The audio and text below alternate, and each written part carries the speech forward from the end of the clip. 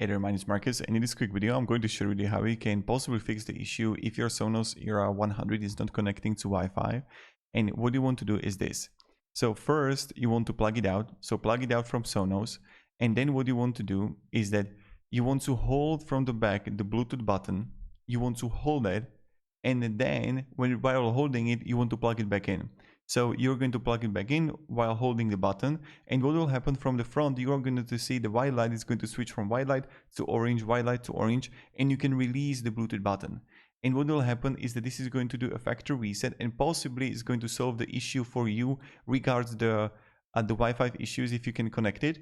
And I hope it's going to fix the issue for you, because I know how frustrating it is when you want to use the product and you can't, and even when it's like expensive product, it's not a cheap product. So this is like the thing that you can try to do, and maybe it's going to work out. So thank you very much. Again, plug it out. You're going to hold the Bluetooth button. While holding the Bluetooth button, you're going to plug it back in. And then the white light is going to go white light, orange. And then you can start reset it and then try to connect it again to see if it's going to be a Sonos problem or if it's a Wi-Fi problem, let's say, and the router problem. Have a great day and goodbye.